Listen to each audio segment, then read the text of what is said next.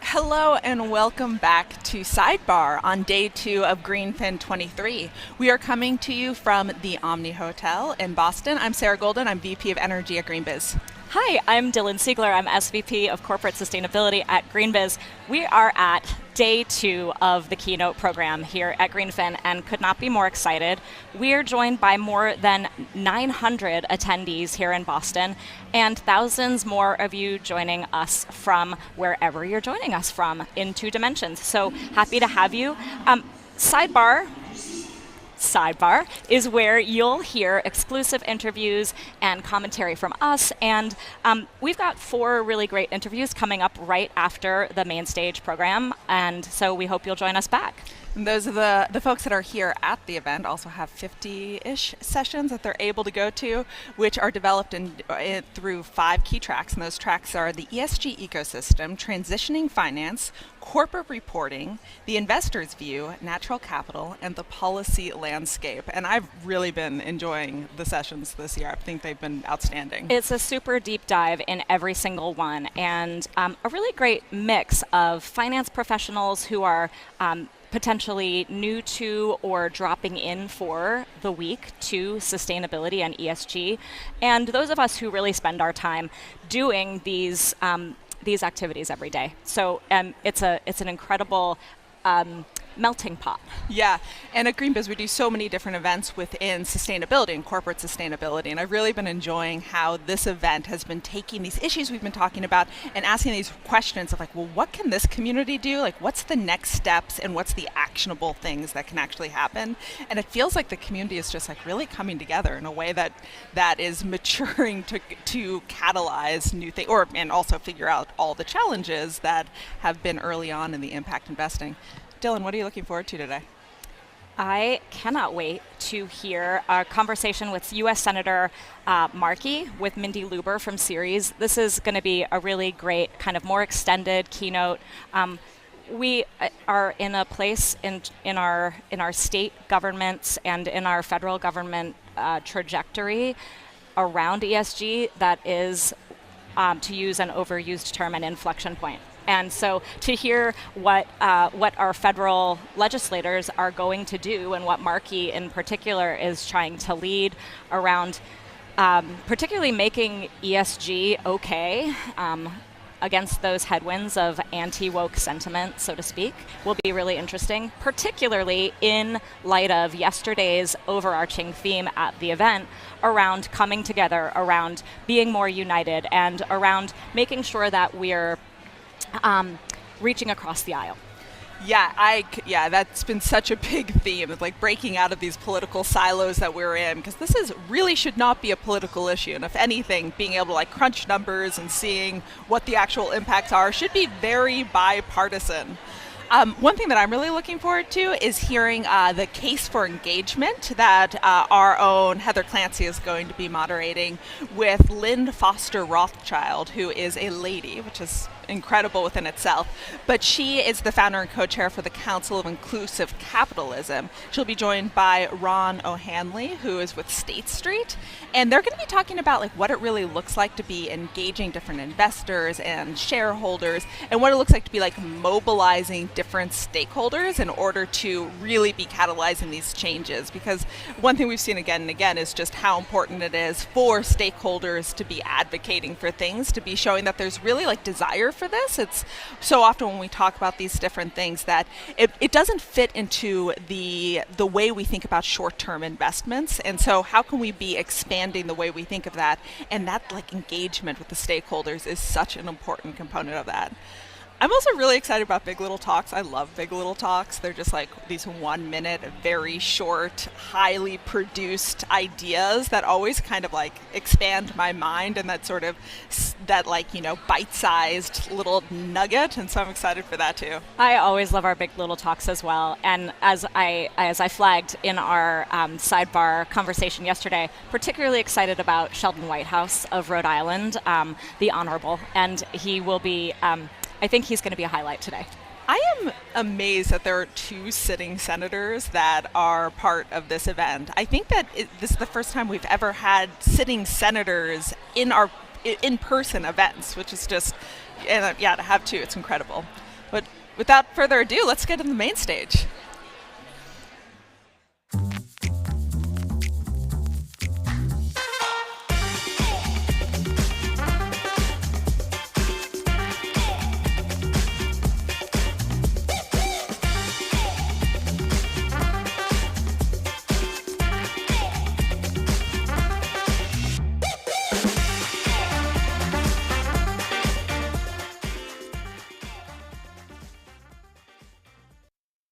Welcome GreenBiz CEO Eric Farrow to the stage. Blow the whistle. Blow the whistle. Blow the whistle. Blow the whistle. Good morning. For those of you from Oakland, you know that's Too Short. We're headquartered in Oakland, so I do a quick nod to Too Short. I have had the great pleasure of leading the GreenBiz team since 2010. I should say the amazing GreenBiz team. And the first 10 years, we grew from 10 people to 30 people. And coming from tech, that didn't really feel like growth. In the last 3 years, we've grown from 30 people to 80 people. And that's really reflective of the momentum of the climate industry as a whole. And one of the things that we think about a lot as we scale is how do we maintain intimacy at scale, and how do we think about connecting the analog and the digital world, and how do we use that as a tool to do that. And getting to what we do, our mission statement's really pretty clear. We empower professional communities like yourselves to confront the climate crisis. And how we do that, well, you're experiencing that right now, whether you're here in the room or you're watching the live stream. Essentially, one of the ways we do that is we convene folks, and the way we do that is through something, we embrace servant leadership. And servant leadership is a really simple concept. It's you serve because you lead, and you lead because you serve.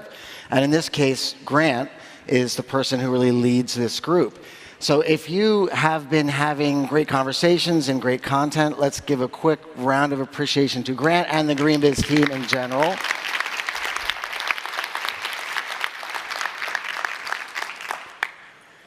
And the last piece is we see the larger climate market broken into 4 distinct groups. And we really started with the corporate sustainability sector.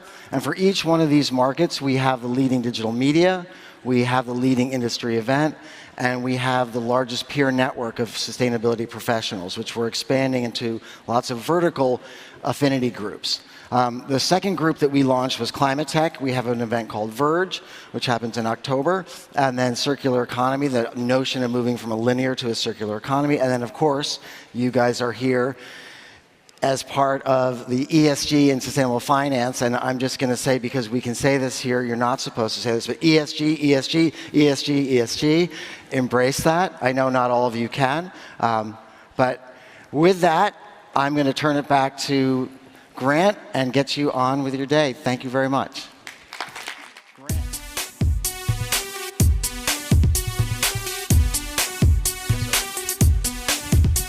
Hello again, GreenFin people. All right, let us get into day 2. With me today, I'm pleased to have 2 lovely humans, Elizabeth Seeger, board member at the ISSB. Probably a lot of you know her from her days at KKR. And Kirsten Lopata, vice chair of EFRAG and professor of accounting, auditing, and sustainability at the University of Hamburg. There was some news yesterday, probably saw it. The ISSB, International Sustainability Standards Board, launched their first 2 finalized standards. So question for you, first, Elizabeth, what kind of reaction are you hearing and seeing so far? Well, first of all, congratulations on an amazing conference. I think there's a lot of people in here. The lights are so bright.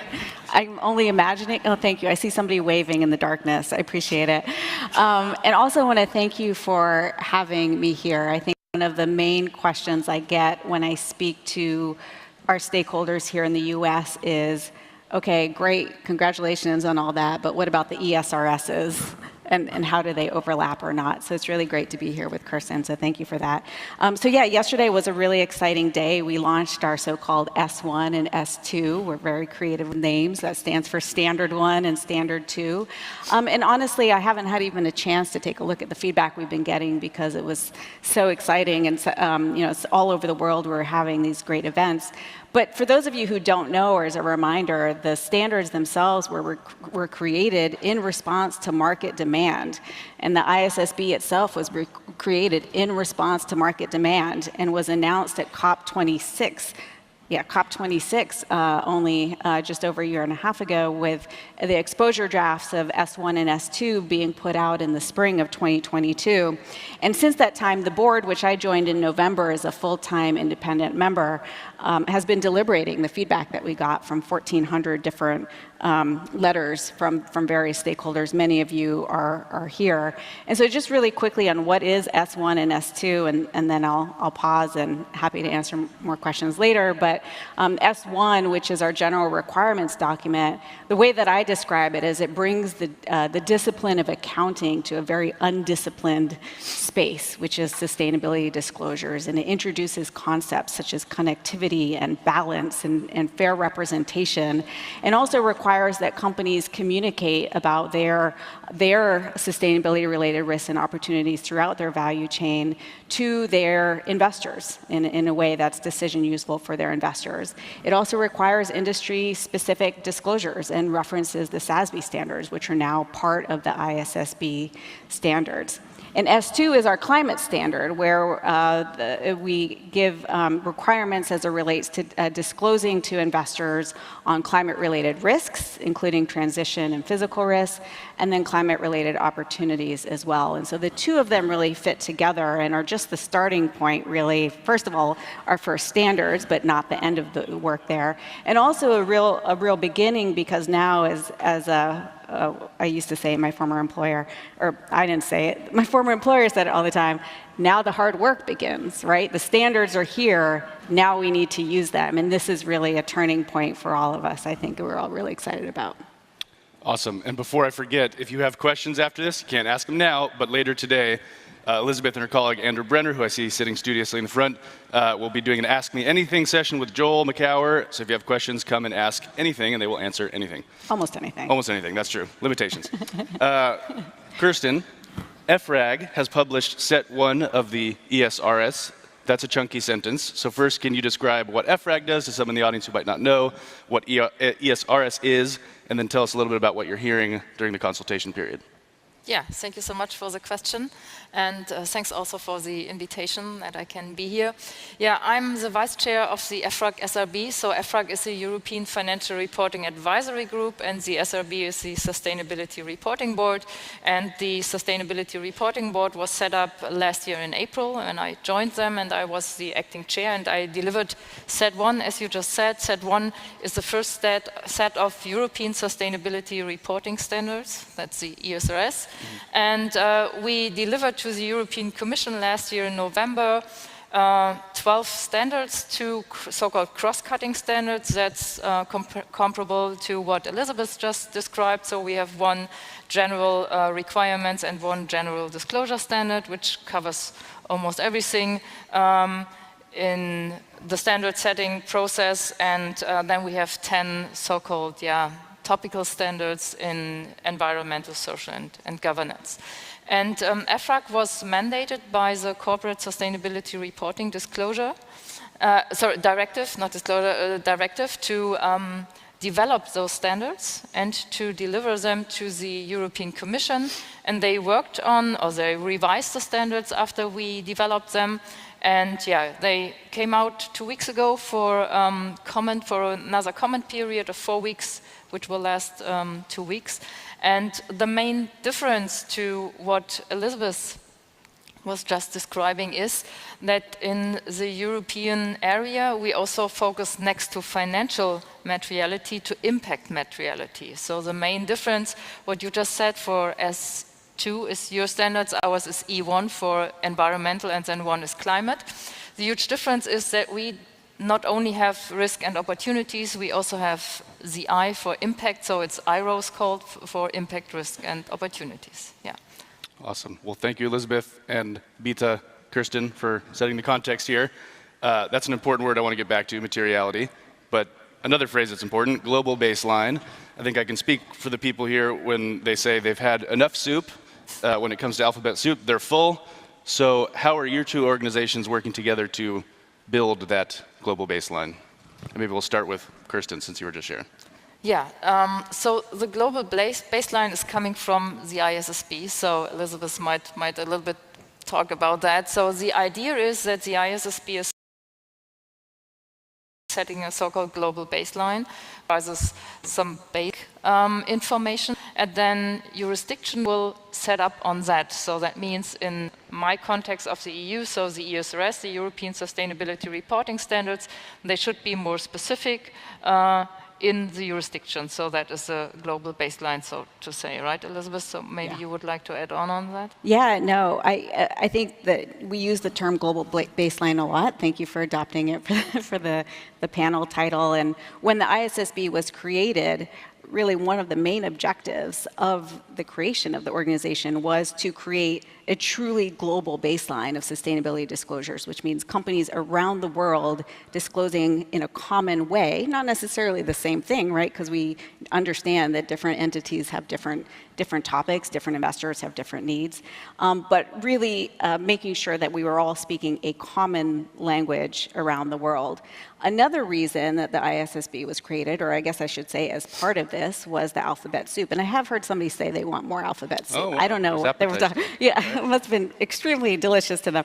But in the creation of the ISSB itself, for those of you who don't know, it itself was a consolidation of a number of acronyms, including SASB, the IIRC, the Integrated Reporting Council, the CDFI, the Climate Disclosure Standards Board, and also the TCFD, in the sense that the standards are fully incorporating the TCFD recommendations, such that anybody who's applying the TCFD today is already on the pathway. So a lot of the work, just through its creation, has already been sort of streamlining what preparers and investors need to deal with as it relates to communicating to each other on these topics.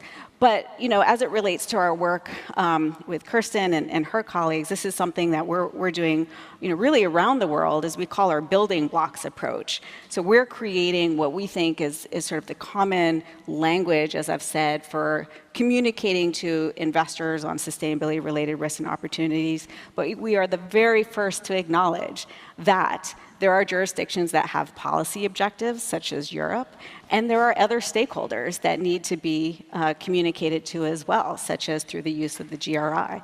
So the common building block approach is really to create this baseline, and we don't mean it in a sort of negative, like lowest common denominator, but really this baseline of language that different jurisdictions and preparers can then build on top of as well.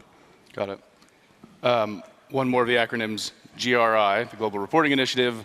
I think it's the most widely used reporting standard on sustainability. Where does that fit in with what you're building, the global baseline, especially given the materiality point and different approaches to materiality that the two have? That's me. It's whoever wants it first. Well, I'll start since I was just talking. I mean, the ISSB and the GRI have an MOU in place acknowledging that both organizations have a place as it relates to the communication of sustainability-related information to various stakeholders, and that we complement each other in a very meaningful way. And so while we have that MOU in place, there's ongoing work to now figure out the details. And I think, from the ISSB goal, whether it's dialogues with the GRI or with different jurisdictions, we have really two goals, right? One is we want to make sure to reduce double reporting wherever possible. We want this to be a streamlined disclosure landscape for preparers. And number two, we want to make sure that we're not obscuring information that investors should be or need to be using for making investment decisions. So with those two things in mind, that's how we go into conversations with other standard setters like the GRI or Europe or other jurisdictions around the world as well. So, we at EFRAG, we had a memorandum of understanding with GI. It expired, and we are working on a new one. But for us, GI is especially important because the next step in the EU will be that we develop sector-specific standards, and we would like to work with GI on that. But as said, it's not in place, the memorandum of understanding. They are working on it. And yeah, regarding our standards, well, the materiality assessment, I said that already, is the most important part, and we are right now working on guidelines, because that is what we were asked for implementing those, especially materiality assessment and the impact materiality, because financial materiality, we can also see that with the ISSB development, and I think you're also developing guidelines and implementation guidance and everything like that, yes. Got it. And let's go back to Elizabeth, because you live closer to the SEC's headquarters than you do in Hamburg. How does this relate to the SEC's rule that, again, is delayed in a way that maybe folks are unclear on at this point? Yeah, well, I have no insider information on that, though I do live just outside of Washington, D.C. And for those of you who don't know, the ISSB board has 3 individuals who are US-based, and the 3 of us also happen to have been on the SASB standards board together. So I think oftentimes people think of the IFRS Foundation, the ISSB, as sort of outside of the US, but that's in fact not the case. So, you know, no insider information on that, but I'll say a couple things. One is that regardless of what the SEC does, regardless, the ISSB was created to respond to market demand for sustainability-related information and climate-related information specifically. And that's what we're delivering on, right? So we're not waiting for the SEC to do that. No companies are waiting for the SEC. Investors are certainly not waiting for the SEC. I know that they have some complicated work to do.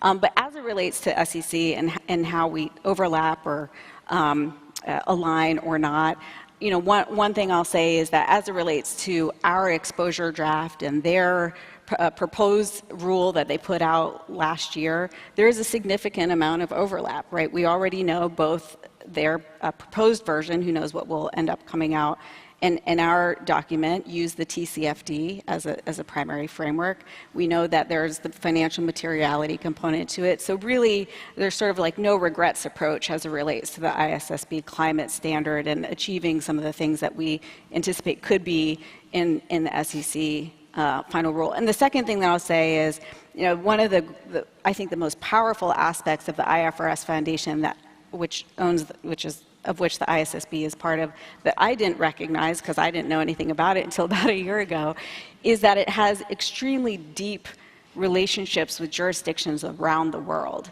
right? So the IFRS Foundation has been writing accounting standards for 20 years now that are used in over 140 jurisdictions around the world. No other organization has that sort of reach as it relates to sustainability issues and relationships with financial regulators. And the SEC is one of others who participate in a jurisdictional working group that we have that meets on a monthly basis to sort of make sure they understand where we're going, why we're doing it, and that sort of thing. Europe is as well. And so it's a really important way to make sure that we achieve as much as possible, as much as the ISSB can have a hand in this, the alignment where it's possible. Got it. Is there a view from Hamburg? Well, from the EU perspective, we work with the ISSB, and we were mandated by a law, by the directive, and the directive says we have to pay attention to other jurisdictions or to other developments within the sustainability reporting area, which is obviously ISSB or GI or SASB. Well, you merged, but we look to the SEC, but not that much attention from our perspective. Yes. Got it. I have a requisite crystal ball question, but it's a lengthier crystal ball, so let's look out 5 years. Ideally, how does a sustainability reporting standard world look in 5 years? You mentioned there still is appetite for soup, but... I mean, that's just what I heard. I am terrible at crystal balls. Nice. So I'm going to duck that question a little bit and say that it doesn't matter what I think, because everything the ISSB does is in response to public consultation, right? And so we actually have 2 public consultations open right this moment and more coming. But the 2 that are open right now one is about the internationalization of the SASB standards. So as I mentioned, the ISSB S1 document requires industry-specific disclosures and requires that companies consider the SASB standards as they're identifying on what they should be reporting. There is a small portion of the SASB standards that currently refer to jurisdiction-specific metrics in the US or whatever the case is. And so we have out for public consultation the methodology for fixing those small places to make sure that's not a barrier to global adoption. And the second consultation is our agenda priorities consultation. I encourage you all to participate in that, where we're looking for market input on what our next priorities should be. And we have a number of projects that we've heard from the market are of interest, including particular topic areas, and we're going to be collecting feedback on that one, I think, don't quote me on this, through September 1st. So we encourage you all to participate in that as well. Got it. Well, our agenda is almost set for the next years because we are following the law. So our next steps will be that we develop guidance, as I said, so do capacity building. And we are on our way to develop sector-specific standards. So we have the first one started on oil and gas and coal mining. And we also develop standards for small and medium-sized entities, disclosure for on a voluntary basis and on a mandatory basis. And we then move on with the other sector-specific standards, and that is what we want to achieve in the next years. When you ask me where should we be in 5 years, I think we all have the same goal. So we should avoid double reporting and should enhance the reporting or the disclosure on sustainability issues. Yeah. Well, we've got, I'd love to add to Go what for you it, said. Yeah, I mean, right now, you actually have a public consultation open right this moment, for the next couple of weeks, and I think this is a really important opportunity for people to sort of have a final word, if I understand it correctly. And so, the ISSB encourages all of you all to participate in their public consultation as well, and I think this is an important opportunity to express the desire for this interoperability and this common baseline. So I don't know if you want to say anything more on that, but I know that's important too. Yeah, the interoperability is a word we heard a lot. So that means that we work together with the ISSB. So especially right now, because you're having out your S2, so the climate standard, and we also work on our E1, which is a climate standard. So we try to align as much as possible to avoid additional cost and to avoid, of course, double reporting. And I hope we will move on with that. Awesome. Well, we have 43 seconds. Are there any stones that are unturned or any next milestones that the folks should be aware, whether it's on standards that are out or biodiversity standard that may be coming or human capital or other things that you want to now use 31 seconds to share? Pressure. Yeah, I'll just say, like, as I said, the standards are here. It's a new beginning, right? So now what we need is the marketplace to adopt the standards, to use the standards. I think another thing that really excites me about the ISSB is we don't just deliver and walk away. We're working now on capacity building. We're working on post-implementation review. We take feedback and we listen to it. So please do that. Yeah, and to add on to that, I mean, we need support from around the world, so especially when we look for climate, and then we talk about Scope 3 emissions and emissions in the value chain. It might also affect companies in the US, so we need support, as said, from all those people and companies. Fantastic. Well, we're literally exactly on time. Well done, Kristen. Thank you two so much for setting us on some good footing for the keynote today. And again, reminder, if you have questions, you can ask me anything later on. All right. Thank you. Thank you both. Thank you. Thanks. All right. Next up, we have a GreenFin talk from the Global Head of ESG and Sustainability for Jefferies. Please join me in welcoming to the stage Aniket Shah. You want a clicker? Oh, you don't need it. Greetings, everyone. Great to see all of you. If you work in our field of ESG investing and green finance, you are used to division and pessimism. Division about the politics of ESG investing and the need for an energy transition, pessimism about the pace of change and future trajectories. We at Jefferies are highly aware of the divisiveness and pessimism when it comes to this topic. But we think there is a bigger story, which is that there are very clear areas of agreement and therefore optimism on ESG matters between policymakers, corporates, and civil society of different political persuasions and worldviews. We advocate to our clients to spend their time and invest their capital in those areas for the highest return. I want to highlight 4 such topics now before handing it off to the next session. Number 1, there is consensus around fixing the US grid. They say the first step in solving any problem is to admit that you have one. And for the energy transition, we have a significant problem in the US grid, which is simply outdated for the major renewable build-out that is beginning in this country and underdeveloped in terms of transmission lines needed. According to scientists at the Lawrence Berkeley National Labs, there's a power system waiting to be built in the US, 50% larger than the current power system, 95% of which is solar, wind, and battery storage. That is what developers and utilities want to build and have applied for through interconnection queues. However, the average wait time for permitting a new renewable project is 4.5 years, and for a transmission project is 6.5 years. That simply won't cut it. The single most important thing that needs to happen is an overhaul in our US permitting policy, which will unlock the ability for new renewables and transmission projects to be built at the speed and scale needed. Investors know this, regulators know this, governors know this, and the federal government knows this. The bipartisan infrastructure bill put $20 billion into the Building a Better Grid initiative, which is going to kickstart these efforts in the United States. And there is discussion around significant permitting reform, although at an incipient stage in the US Congress, and therefore, we think, reasons for optimism. Second, there is consensus around the need to invest in climate adaptation. In the US, we are seeing enormous physical impacts of climate change in both red states and blue states. And we're seeing this translate into much more interest and activity around climate adaptation and resilience. To put this into perspective, last year there was over $400 billion in economic damages in red states and blue states in the US.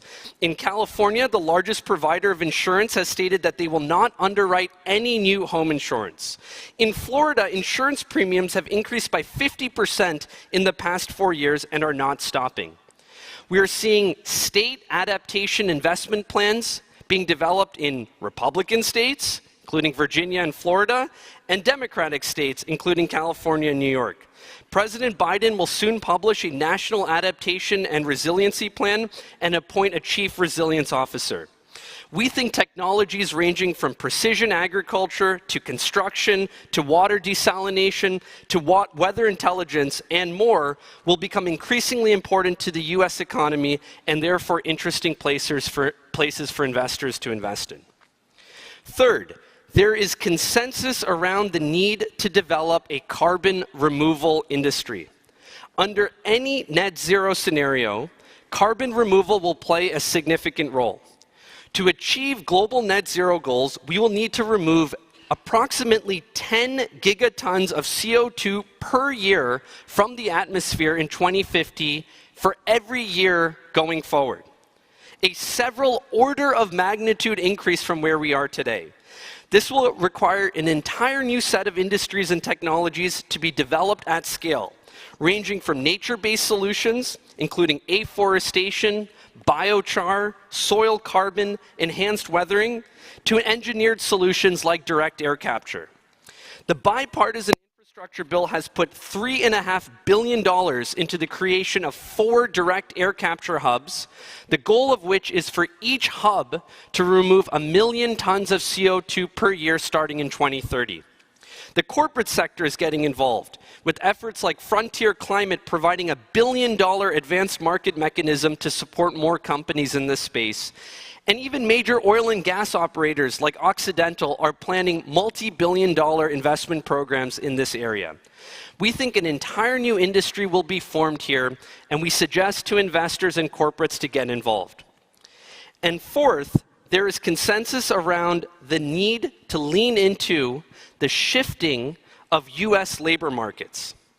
We believe the US workforce is going through major disruptions which will provide significant new opportunities for workers and employers if properly addressed. First, unionization support is at a 50-year high, with over 90% of Democrats and close to 50% of Republicans supporting unions, according to Gallup, up from 70% and 20% respectively just 15 years ago. Second, US companies and state governments are rethinking job requirements, with both Republican states and Democratic states, including Pennsylvania, Alaska, Virginia, Maryland, and Colorado, recently removing college requirements to work for the state government. Third, we are seeing more experimentation in ways of working, including the growing trend of 4-day work weeks in small businesses to remote and hybrid work becoming the norm for many white-collar jobs. And fourth and finally, and very importantly, there is a growing realization that the United States is facing major worker shortfalls for the twin policies of reshoring manufacturing and accelerating decarbonization. A recent study shows that the IRA itself will create 550,000 clean energy jobs by 2030 in fields ranging from electricians to construction, where there's already a major shortage of workers. This is a problem that will need to get solved. It's a problem that exists in states of all political persuasions, and therefore it will get solved, and with great rewards for the companies and investors who figure it out. So again, there are lots of reasons to focus on pessimism. There are lots of reasons to focus on division. We understand those arguments. We've been following those arguments every single day for the past several years, helping our clients navigate it.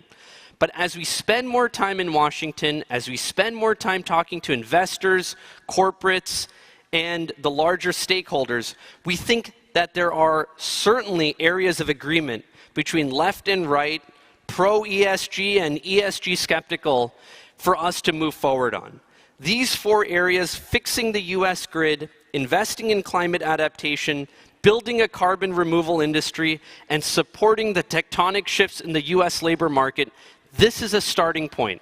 This is a place where we can spend our time, focus our efforts, and we think there will be more and more momentum that comes if we focus on those areas and build from there. Thank you very much.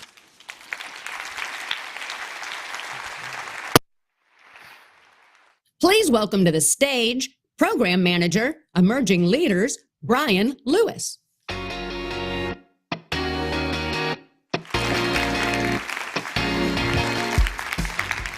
Hello, GreenFin. Had to make sure that thing was on. All right, well, what's going on? My name is Brian Lewis, and I am Program Manager of greenbiz.org and lead curator of our illustrious Emerging Leaders program. Here at GreenBiz, we're all about connecting people and creating opportunities for conversation, and this program is certainly no exception. Our GreenBiz Emerging Leaders program connects and grows the next generation of sustainable professionals of color, and since 2017, we've nurtured a community of more than 200 young, diverse superstars from across North America who are actively changing the world in which we live. So for each premier GreenBiz event, like this one, just 10 young, exceptional leaders of color are chosen from among hundreds of applicants. Each of our emerging leaders receive all expenses paid access to GreenFin 23, including their airfare, registration, hotel, as well as ongoing professional development and mentorship opportunities through our GreenBiz Emerging Leaders Network. And today, I have the distinct pleasure of introducing this event's cohort. They hail from across the world, with roots as far as Myanmar and Sri Lanka, and bring a diversity of perspective that is inspiring, invigorating, and enlightening. Some are breaking into financial advising and consulting. Some are tackling the ESG communications gap. And even more, some are leading the charge to finance environmental justice for distressed communities. But the one factor that unites them all is that they're pretty cool people, right? And I've gotten a chance to get to know them over the past month, and I'm so excited for you all to meet them as well. And so, without further ado, I'm going to ask our ELs to stand. Please, GreenFin 23, give a warm welcome to our GreenFin 23 Emerging Leaders Cohort.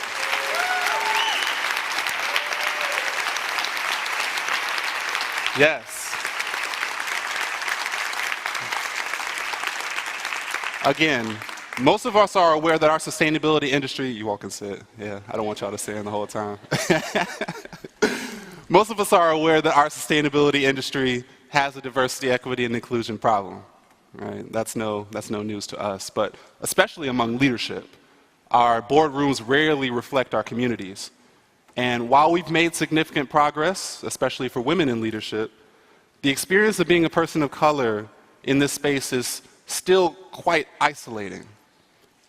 For example, before joining GreenBiz and having access to this awesome network of emerging leaders, I could count on one hand how many black men personally that I knew in leadership at a sustainable organization. And I really do mean that, one hand.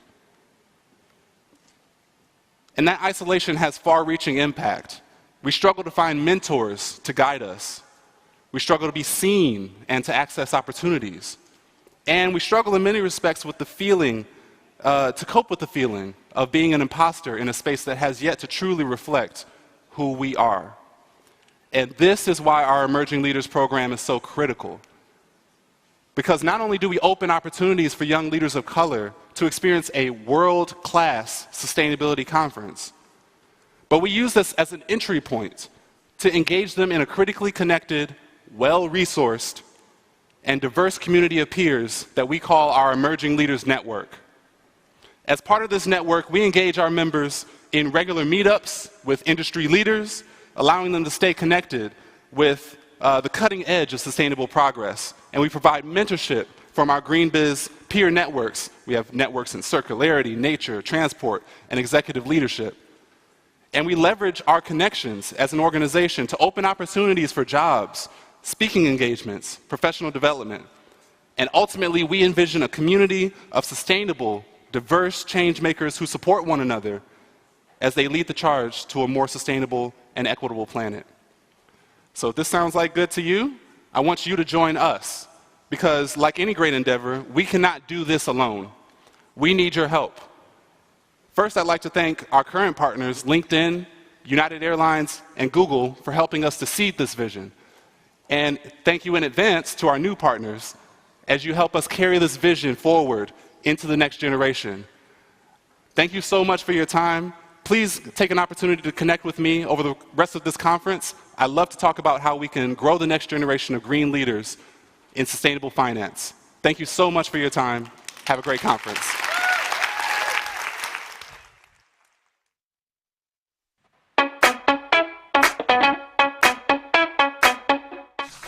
In any activity related to climate, companies should be required to file audited climate political footprint statements. This is similar to how they're required to report their financial standing and the liabilities they face to their shareholders. An audited corporate political footprint statement would look at lobbying, campaign contributions, dark money expenditures, and trade associations. We need this climate reporting to be more rigorous and more consistent so that shareholders know what their exposure to risk is and what the company they're investing in is doing to head off that risk. Too many corporations have been two-faced for too long. If we want to address the climate threat while we still have time, we need corporate America to switch on for climate legislation and stop funding the trade associations that lobby against good climate bills. I'm Senator Whitehouse, and this is my Big Little Talk. Sustainable aviation looks ready to scale, driven by increased corporate climate ambition, consumer demand, and major policy shifts. For aviation to reach its net zero goal, we need sustainable aviation fuel. But today's most common sustainable aviation fuels are mostly derived from waste fuels, which cannot scale, and fuel crops, which result in unsustainable land use and other poor outcomes. They're also prohibitively expensive. Our game-changing idea is to scale up sustainable aviation using a portfolio approach, investing across multiple production pathways simultaneously to quickly hone in on what can be produced at commercial scale and at a cost that the market can tolerate. To do this, we need to focus on three things. First, we've identified the investable production pathways that have the best carbon intensity. Second, we need to engage with regulators to get the right incentives for innovation and adoption. And third, we need to build the market for sustainable aviation fuel credits so that the clean attributes from producing low emissions fuels in one location can be shared anywhere in the world. I'm Neely Gilbert, Vice Chairwoman of Carbon Direct, and this is my Big Little Talk. Sustainability is becoming mainstream to investment decision-making and how companies plan, manage, and report. But while sustainability reporting has been around for a while, there have been challenges in doing it effectively, including a lack of comparability and confusion about the myriad of standards available. This means capital markets have not been working as efficiently as they could. And today, the International Sustainability Standards Board launches its first two standards, having consolidated the resources of other global initiatives and aligned international support. One is our general requirements, which is the grammar and lexicon for this language, and the second is our climate standard. As market told us, climate is a priority. Both are cost-effective and decision useful. I therefore encourage businesses to use them to communicate to investors how they're responding to these risks and opportunities. They will win a financing competitive advantage. My name is Emmanuel Faber. I'm the chair of the ISSB, and this is my Big Little Talk. There's been an explosion of reporting of carbon emissions, but what's missing from this reporting is an honest accounting of the portion of emissions that are prohibitively costly to abate with currently available technologies. What if companies started reporting their uneconomic to abate emissions? Reporting this number would do two things. First, it would make conversations about decarbonization more practical. By reporting the uneconomic to abate emissions, we could focus instead on the portion of emissions that are cost-effective to cut. That's good for the bottom line while also curbing the tendency to set unrealistic targets. Second, the sum total of all those uneconomic to abate emissions would help us better size the market opportunity for adaptation and mitigation technologies. Current estimates for the annual investment needed in climate adaptation range from $1 to $3 trillion. That's a range you could drive a truck the size of the GDP of Canada through, and that's an investment opportunity we could certainly get behind. I'm Ariel Babcock, Head of Investment Stewardship at Fidelity Investments, and this is my Big Little Talk. Big Little idea is to end the term ESG. There are three major problems with it. The first is that it's niche. It implies that only people with ESG in their job title should care about it. The second is that it's politically charged. It implies that those on the left should support it, those on the right should oppose it. And both of these are serious problems because ESG is about growing the pie, benefiting both shareholders and wider society. So it doesn't matter what your job title or political affiliation is, ESG issues are important to you. But the third problem is the ESG term puts it on a pedestal compared to other factors that create long-term value. Now companies get more brownie points for improving their ESG than other long-term factors like their innovation and productivity. We want great companies, not just companies that are great at ESG. So what should we replace it with? We should talk about long-term value. Companies should strive to create long-term value regardless of whether the way they do so falls under an ESG bucket.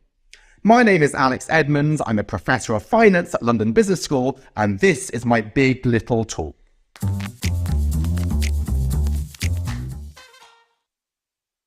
Please welcome VP Editorial Director Heather Clancy.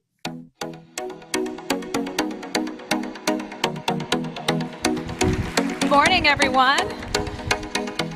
It's great that you're here. Thank you so much. I am get to lead a conversation about another controversial topic. We had a lot of anti-ESG versus ESG conversations happening yesterday. Today we're going to discuss another word that is coming up a lot, the D word.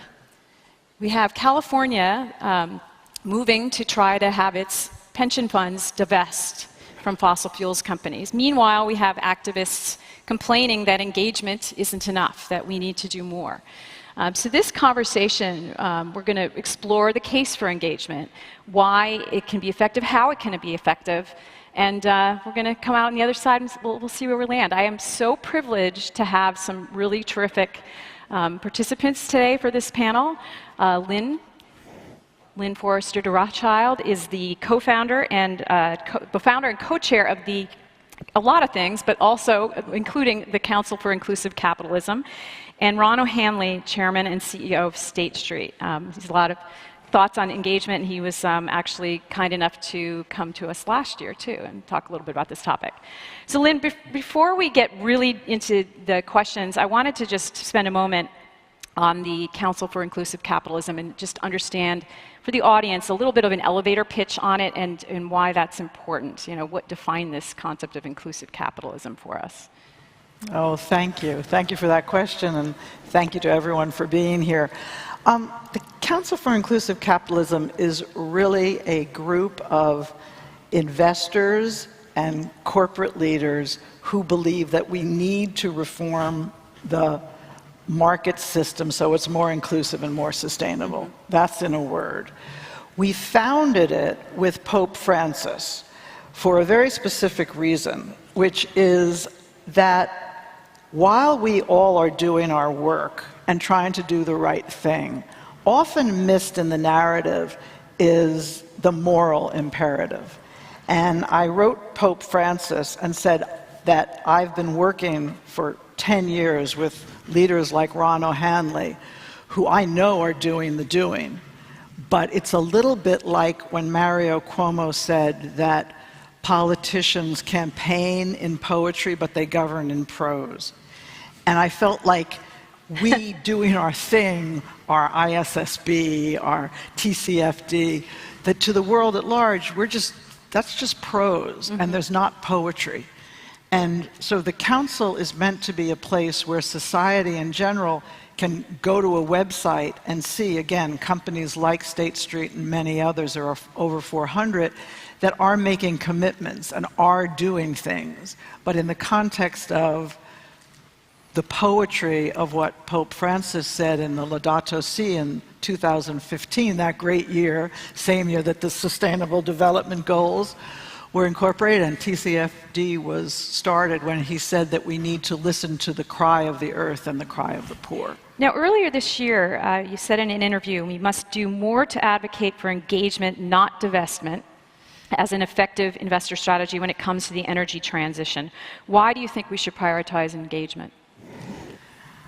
I think we should prioritize engagement because we have a real problem to solve.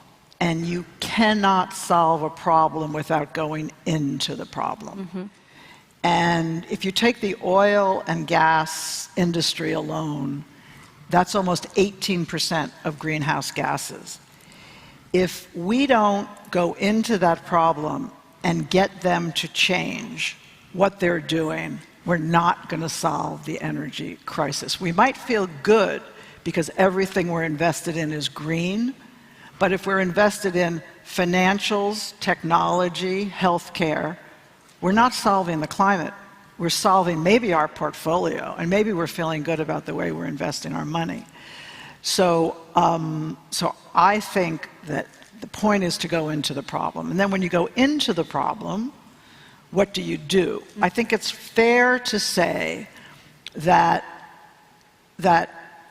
as an industry, the investment industry has not engaged deeply enough, that more could be done, and that's fair criticism, but it doesn't mean that we shouldn't engage. I mean, I think what happened at Exxon, while it's not perfect, and it can't happen at every company probably, but the idea that people are in the boardroom. Exxon is not the best at low carbon solutions, but it's moved in the right direction. And I think the pressure from engagement has moved people. In 2015, 0.8% of oil and gas CapEx was in renewables. It was 8.6% this year. It's still not enough, but I think the more we engage and the more we have positive legislative reform like the IRA, the quicker we will be in the problem and actually make a change, not of our portfolio, but a change of the climate problem. Yeah. I'm going to park my next question for a moment, but I want to come to Ron first, because State Street's been part of the council since it was announced in 2020.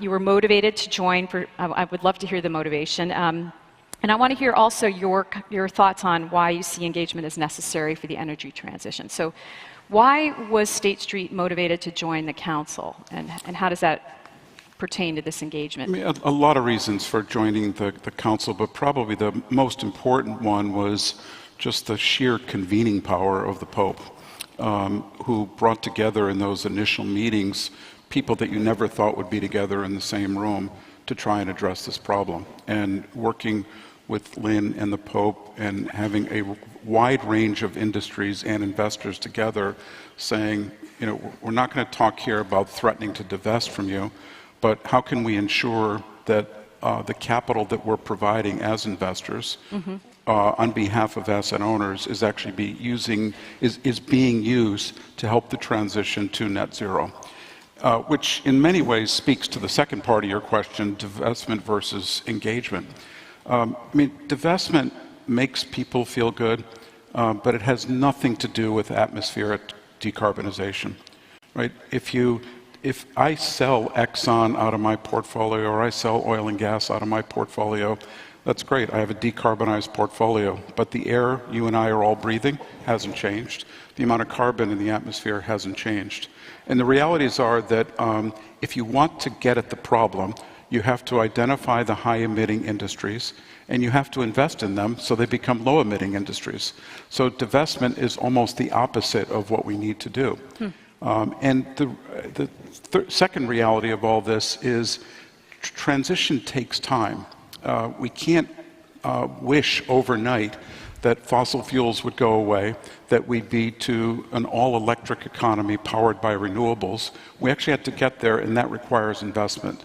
So for us, engagement has always been the way we've operated. Now, part of that is also a large portion of our portfolios are index portfolios. So divestment really isn't an option for us. I can't turn the S&P 500 into the S&P 499 because I don't like Exxon, just to keep picking on Exxon. But it's rather about we're the long-term holders. We're the closest thing to permanent capital in public markets. So what our focus is on is, given that we're long-term, we're very concerned not just about what happens next quarter, but over the next decade. What are you company doing to actually make sure that you're thriving and that your activities are leading to a better world? The only way you get there is through engagement. What I would add to that, and it's a shout out to State Street, is the sort of blind spot in the environmental movement was the spot about people. Remember, the Pope said, "Listen to the cry of the earth and the poor." And the environmental movement didn't take into account that if we shut down all the oil and gas, where would those workers go? Number one. Number two, who could afford the cost of energy? We all are in this beautifully air-conditioned room. I flew up today. We're living these lives. And what State Street joined with the council is we did a project called the Just Energy Transition to look at factors not only of greenhouse gas emissions, but also what is the impact of the transition on workers and communities and the consumer, which I think is a really important holistic way that we need to look at the problem of decarbonizing. I think if we had done this earlier in the environmental movement, we would have had much more buy-in across society, because it started out as a pretty elitist thing, the tree huggers and all of that. Yeah, and Lynn's point is very important. There's two fundamental fairness questions here. One is, as you look at how climate change is playing out, a disproportionate amount of it is hitting developed markets when if you think about what their carbon emissions has been over the last 100 years, it's been minimal. So in some respects, minimal carbon emissions bearing the brunt of, or much of the brunt of climate change. The second element of fairness is it really appropriate for the developed world to be saying, listen, you can't go and use coal. We don't want you building power plants. When you're ready for renewables, then go ahead. But in the meantime, stop your development until you get there. It's not realistic, right? You can't ask these countries to stop their development. So what's required is, how do you help these countries actually skip over some of the things that the developed world went through? I mean, we went through, a wood economy, a coal economy, an oil economy, a fossil fuel economy. Now we're moving on to hopefully a post-fossil fuel renewable economy. The best thing we can do, if you really were thinking about what's the single best thing you could do to decarbonize the atmosphere, because remember, it knows no borders, help India skip over coal. Help India skip over fossil fuels. And so that's the other part of why the Council was so important in terms of bringing that forward and saying, how do we invest? How do we think about whatever kind of policies we're going to be advocating for to get at this fairness issue, and also just make it more realistic, that if we really want to do something here, let's avoid the kind of mass coal generation in the developed world, and help the developing world, and help the developing world skip that step in development. And we have a sad fact that President Macron, you've probably read about it, President Macron and Prime Minister Mia Mottley, from the amazing woman from Barbados, they held a global summit on how to solve the problem that Ron is talking about, and it sort of came up with nothing. Yeah. The developed world did not send. Janet Yellen was there, in fairness, but Germany didn't send anyone until the dinner. France tried to do something. Italy did nothing. So there's a real disconnect between the enormous problem that Ron is talking about and the real willingness of the world to invest in solving it. So let's go back to the how. Right, to how we make these engagements happen. Ron, when we talked last year, you gave the example of an oil company that State Street engaged with. You convinced it to support a shareholder proposal related to methane disclosures. Do you have a more recent example? I'd love to hear some examples of a successful engagement that pushed us closer to this transition. Yeah. Well, the methane disclosures was actually quite important, because methane really is the silent killer when it comes to pouring carbon into the atmosphere. And so helping investors understand what methane is being produced by the activities of a company and what you're doing about it is quite important. Again, the only thing we said is, how you extract your fossil fuels, that's up to you, but investors need to know what are the costs of that. And that's been very successful. More recently, the focus has been around deforestation. Because if you think about it, a massive bet that we're all making is on carbon offsets. And how do we maintain and actually grow forests? How do we stop the destruction of forests? Because we're going to need those forests. Ultimately, we're going to be producing carbon for a long time, and forests are a major offset for that. So to ask businesses, or ask in this case, it was large banks, can you help us identify, as part of your disclosures, the various disclosures you're making, what are you doing to enable or to prevent deforestation? So that would be a second area where and it's not just us, other investors are focused on this issue too. I'm wondering, Lynn, if you can offer a quick example, and we're actually winding down quickly, so I have two more areas I want to hit, but do you have another example? I have a specific company example, and Jeff Ubben from Inclusive Capital Partners really is the one who did this. In 2017, long story short, AES was a maligned energy company with 85% coal. Jeff went to the CEO, who understood he needed to move to renewables, but he said, every time I do a renewable project, my stock goes down. People don't want me investing in it. Jeff said, we've got to change your shareholders. Jeff went on the board. He worked with the CEO. They they have gone from 85% down to 15% on their way to zero. They're now on the Norges list. But the best part of it for investors, and this doesn't happen all the time, was the multiple went from 9 to 16. So it was great for the shareholders. To find that mix where you make the move to renewables and your stock goes up is really tough. And that says to asset owners, are you ready to actually take a long-term view? Yep. BP was the most aggressive of the oil majors in going with renewables. For years, their stock underperformed their peers. Then, with the windfall, they announced the stock buyback. Their stock went up to a 3-year high because of the stock buyback. Therein lies a problem. Investors have got to be willing to buy into the long-term renewable answer, because you're not going to have CEOs like Bernard Looney was, or still is, totally committed to the green agenda, but he couldn't keep underperforming. And you can't expect him to, unless shareholders say this underperforming is going to be, in the long term, good for us. Ron, how would you answer a critic that believes engagement is a strategy that prioritizes values over value? Well, I mean, I would just say it's simply not true. Again, I go back to, we are very long-term holders of a company. As long as it's in the index, we'll be an investor in it. And if you think about risk, investment risk, risk is nothing more than the proposition that more things can happen that will happen. Mm-hmm. And if you add time to that, and you think about over time, the amount of things that can happen multiplies. So for us, it's all about this proposition. We're a permanent holder here. We have to think about the long term, not just the next quarter, not just the next year, but what are those things that actually could change things? I mean, very basically, if you think about an oil and gas company, how do you think about demand?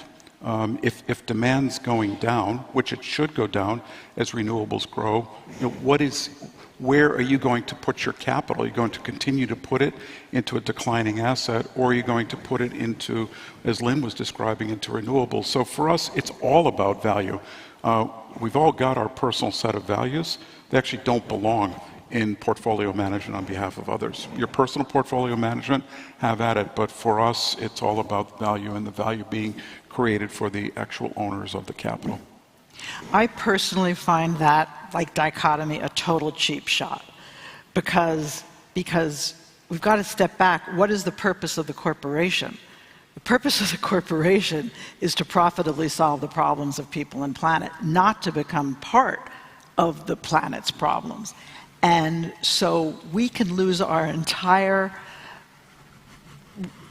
ability to survive in society if we're going to only support companies that create great shareholder value but destroy lives or destroy the planet. So it's not really values versus value.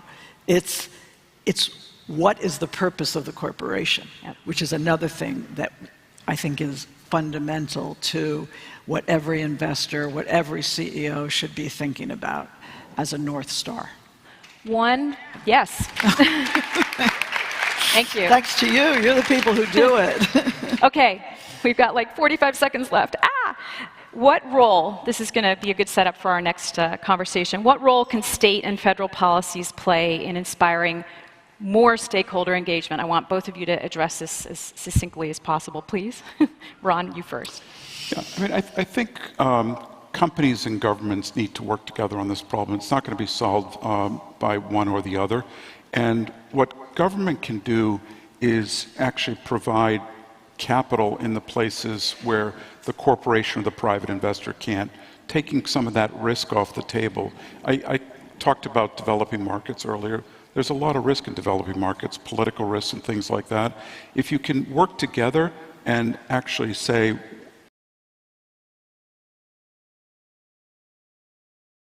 the government's going to take this little slug risk, that kind of blended solution will actually accelerate the investment that we need in these developing markets. Lynn. When I first started worrying about the state of our financial markets after the financial crisis, I talked to people like Peter Orszag and Larry Summers, and they said, we've got to get government policy to make these changes. I said, no, no, no, no. Investors and CEOs will be motivated to do the right thing no matter what. I was 180 degrees wrong.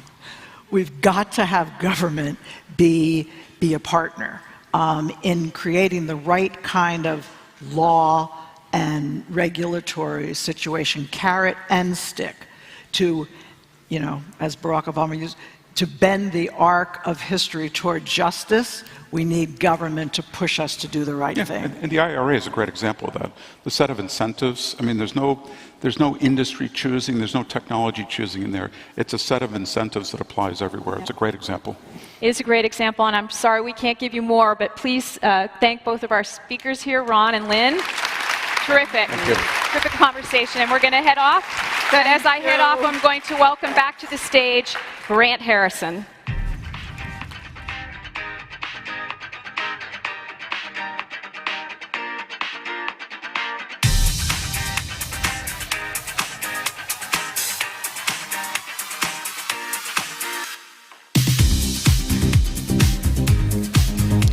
I will not be alone up here for the entirety. I'll be joined soon.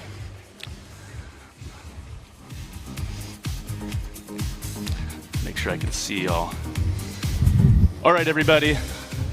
I am grateful, ecstatic, overjoyed, lots of positive adjectives to have with us two very long-time climate champions here in the state of Massachusetts. With me today, U.S. Senator Ed Markey for the state of Massachusetts, Mindy Luber, President and CEO of Ceres. And let's get right into it. Let's start where we are. This area, Boston area, has long been a hub of innovation and excellence in this sustainable finance space. What's happening here in the Bay State in 2023 that you'd want to highlight for us in this space? I'll go with Senator first. Oh, great. Well, last week, Governor Healy announced a new green bank of $50 million, but it's following on an initiative which I was successful last year in putting into the IRA for a $20 billion national green bank financing system across the country, and those rules and regulations are going to be promulgated in the very near future. And all across the country, there will be eligibility for private and public sector projects. McKinsey has determined that $20 billion will unleash approximately $250 billion worth of private sector investment. And in addition to that, there's a community solar bank coming nationally. Again, this is not just for Massachusetts, but all across the country in terms of potential eligibility. And it's going to be explosive what happens. And 40% of the funding, by the way, has to go into communities of color, into disadvantaged communities. So it absolutely meets all of the goals of job creation, reducing greenhouse gases, but also making sure the EJ community gets met. But explosive private sector opportunities will be there. And in Massachusetts, we have something called the Engine, which is over at MIT related new clean tech firms. The same thing is true for the Propeller, which is a new engine for investment that looks at ocean related new technologies, new projects. And we have Greentown over in Somerville, 200 companies over in Somerville that are green tech oriented. Saudi Arabia has just invested in Greentown in Somerville, Massachusetts. We got to keep an eye on that, by the way. But it's all part of what Massachusetts thinks of itself as the not just the Bay State, but the brain state leading on these issues. Awesome. And Mindy, what are you seeing in the brain state? So I'm just going to follow up on something Senator Markey said and put it into context. There's a lot of noise out there. There's a lot of bad news. We've spent a lot of time talking about anti-ESG politics and what's going on. What Massachusetts is showing us, coupled with the IRA, is this is the most transformative moment in time for clean energy, for clean transportation, for developing a new economy that is about jobs, that is about every high-emitting sector and where we go with it. The fact that the Massachusetts Green Bank is $50 million focused on housing and energy efficiency and equity, it is one way to think about how do we finally get to. Massachusetts has a lot of old housing stock. Everybody said never get to it. It's just new buildings that will be green or clean. This allows us to go into every neighborhood and every building and think about how to refinance and re-technology, not a word, but them. And the key point to note is Massachusetts is only able to do this because of the IRA. And I know we've talked about that. But the concept of $369 billion coming into our economy in the United States to create jobs, to change high-emitting sectors, the $2+ trillion, that's trillion with a T, not billion, in infrastructure money, allows us to think differently for the first time in 40 years. Think about it. If every new road that's built, and bridge and hospital and school, is built with different cement and different concrete and different steel, we start building out a future for our kids that actually is viable. And if we don't do it and everything is same old, we are not building out our future. So for all of us, every one of us, figuring out how to make sure the IRA is successful, making sure projects like the Green Bank, although many businesses are taking advantage of it, it's up to us to make sure, working with government, that we take advantage of the most transformative moment in our lifetime. $369 billion, largely carrots, not sticks, so helping renewable energy, helping infrastructure for transportation. Nearly $3 trillion in infrastructure dollars. We actually now can do it. It is up to us. We need to do it smart, or shame on all of us. And if I may, just following up on Mindy, $369 billion just 10 months ago was signed by President Biden. And that's what the Congressional Budget Office thought that bill actually contained in terms of tax breaks and, as Mindy said, mostly carrots for industries to move rapidly. My Climate Bank and Solar Bank were in that bill as well, and that's up to $27 billion, working, with Chris Van Hollen, Senator from Maryland. But then Credit Suisse looked at the $369 billion, and they sent out 50 analysts to look at all the sectors of the American economy. And when they came back in November of last year, they said, no, it's not going to be $369 billion. It's going to be $800 billion worth of tax breaks, because all the tax breaks are uncapped. And so the appetite is massive. And now Goldman has gone out a couple of months ago and done their analysis of it with their 50 analysts going out into all the various markets in America. And it's up to $1.2 trillion, which they now believe is going to be the tax expenditure which is going to take place. So in other words, there's been a vast underestimation of the appetite out there, that the kids were always right, that the problem wasn't technological, the problem was political, and just not having a level playing field, ensuring that those incentives were going to be there.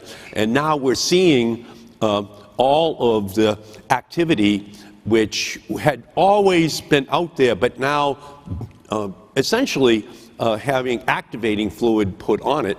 And I'll give you just one example, which is Form Energy, which is a technology actually funded by the Engine in Cambridge and by Greentown. Well, West Virginia just announced that they're going to have Form Energy go down into West Virginia and have 800 jobs producing batteries in West Virginia, which is the perfect partnership. The inventors and investors up here in Cambridge and now down in West Virginia, there'll be manufacturing workers who will be producing these new devices. But that's going to be just one small example of a massive revolution which is now going to be unleashed by the IRA last year, and then all of the other activities at statewide levels all across the country that will be affected by it. So just one point on that. Think about it. West Virginia. The senator didn't say California. He didn't say Massachusetts. We need to make sure these opportunities are in red states and blue states, purple states, any other color you want to choose. This cannot be a partisan debate anymore. We've got to use these opportunities to show this is about jobs in red states. This is about the way to deal with the fact that the coal industry doesn't have a future, but the clean energy industry has an extraordinary future. If there were ever an opportunity to take advantage of, this is it. West Virginia, a perfect example. And by the way, we built in an extra tax break if you were in an energy transition state. You know, answering the question of, well, what are we going to do for the workers in those states? Well, we built in a tax break so that there would be an incentive for the new manufacturing to move into those states. So it was thought through in a way in which that transition would be equitable for the economies of those states as well. And there are many, many, many, many more companies all thinking about, again, just going back to West Virginia, about that one state. They're moving in there. So there's going to be a transformation which occurs in the economy of the mountaineer states. Yeah. Well, I can confirm this audience is much hungrier for carrots than they are alphabet soup. Let's move to a different piece of legislation, actually, the Fossil Free Finance Act. Can you give us a bit of background on the intention, how it's been received, and what you hope to see from this audience? Well, the goal is just to say, reflecting upon what Mindy and I were just talking about, that this whole idea that, well, you know, wind and solar, all electric vehicles, et cetera, battery technologies, they're nice, but we've got to really just be, you know, realistic here. And we're going to need oil and gas and coal in perpetuity. And we just have to understand that. Well, wind and solar are now cheaper than coal and natural gas. Cheaper. So what do you say now? You know? Well, if you're a financial institution, the inexorable pressure of investment already made in existing technologies oftentimes drives their decision making, and they get locked into the past. And so what the legislation is that I've introduced seeks to accomplish is just changing the way in which people view these issues. What we're being told by the International Energy Agency is that we're pretty much up to exhausting our global carbon budget. So we just have to get even more aggressive. But again, the IRA is already showing what the appetite is, and Europe is following, largely because of what's happening in Ukraine. But they're really moving as well now, and our other partners are moving as well across the globe. So what the Fossil Free Finance Act would do is just to pretty much say to financial institutions through the Fed, it's that looking at coal, looking at gas, going forward in the future, there's going to be a high bar that has to be passed if it's going to be financed. And it's not just because of our climate goals, it's also because of the financial implications. These are going to be stranded assets, not just here in the United States, but around the globe as our entire economy moves and the global economy moves to fossil-free sources of energy. Yeah. Mindy, over in your world, convening investors and companies and policymakers, that key intersection to make this whole net zero transition thing actually happen. Sheldon Whitehouse was just here giving us his big little talk about focusing on the political footprint. Carbon footprint is essential, but more focused on the political footprint. How does that land with you and your intersection of those three communities? Yep. The bottom line is we're making great progress, and let me just talk a little bit about that and answer your question directly. I mean, what the senator just said is coal, oil and gas, we've got to look at the climate debate within the financial risk. And there is no good risk The greater the risk, the more companies want to be out of it, and the more financial institutions want to be out of it. But we're not there yet. We're a long way from it. We have got to look at climate as a financial material risk, not unlike inflation risk, currency risk, and others. There's a reason that we talked about on this stage just about an hour ago, new standards across the globe on how to look at climate as a financial risk, that there are mandatory rules now in Europe and elsewhere that you've got to disclose and act on the financial risks of climate. The SEC right now is considering mandatory climate risk disclosure. We're not sure what's going to happen. There was a draft rule that came out 6 months ago, very strong, including scope 1, 2, and 3 emissions. Since then, there have been 16,411 comments, many of them saying go slow, be careful. We've got a little bit of concern, but we're convinced the SEC will act, making it clear that climate risk is a material financial risk that needs to be disclosed and acted on. And most of the capital markets see that, but there are glitches, and I'm going to talk about the lobbying question. I mean, what we're seeing in the corporate world of publicly traded companies, I spent all day yesterday at the New York Stock Exchange on this. Companies realize they need to act on climate. They need to act because the risk is getting greater, it's costing them money.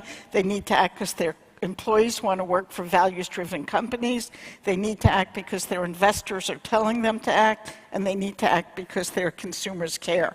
And we're seeing thousands of companies set audacious goals. We're now working with them to put in place climate transition plans. Goals are great, but they're words. Unless you have exact plans for what you're going to do tomorrow, next year, 5 years, it really is just words. But on top of that, no company should think they could do all that they can within their plant, with their supply chain, but still be out there endorsing what the Chamber of Commerce, Business Roundtable, in trying to kill the kind of bills that help this. And that's crucial. Best practice and leadership will now be viewed not only on setting goals, but how you're going to meet those goals and are you consistent on your lobbying.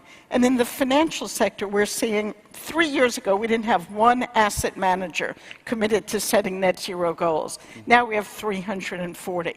3 years ago, we didn't have investors focused on the largest emitting companies. We have 700 global investors, $55 trillion in assets under management saying we are going to act on climate. We're going to make sure every company in our portfolio does. And the investors as well need to be part of the policy debate. That is the policy of moving forward and not stopping anything that's clean or green and about the future. Yeah, and by the way, Mindy is our national leader on all these issues, so you're in the presence of like I know him for a long time. The national, the national guardian of all of this need to have full disclosure, transparency. Just let people see what's going on inside of your company. You can't preach temperance from a bar stool. You can't tell the rest of the world to do something if you're not doing it yourself. You can't tell people. You can't tell a kid not to smoke a cigarette with a cigar in your mouth, right? So you've got to be the leader yourself. And that's essentially what a lot of these transparency issues are all about. Just so that the advertising of the one or two good things that a corporation might be doing, in many instances is meant to mask the other more nefarious, dangerous activities that same corporation is financing or engaging in. So much of what the Securities Exchange Commission climate disclosure rule debate is about is just how much disclosure should a corporation make, including, in scope 3, throughout its entire supply chain, just so that the world can see it, investors can see it, and perhaps even their own employees can see it. So that they can be lobbying internally in order to make a difference. So we've come a long way in a relatively brief period of time. Much of it is driven by young people. when I introduced with Henry Waxman the Waxman-Markey bill in 2009 and got it passed on the House floor, it died in the Senate. We did not have a movement at that time, which is why I then went to Alexandria Ocasio-Cortez and I said to her in late 2018, we should introduce a Green New Deal so that we create a movement that creates the momentum, so we would have a moment then when we finally passed the legislation, which is what happened last August with the $369 billion turning into $800 billion, turning into $1.2 trillion, which is going out into the marketplace.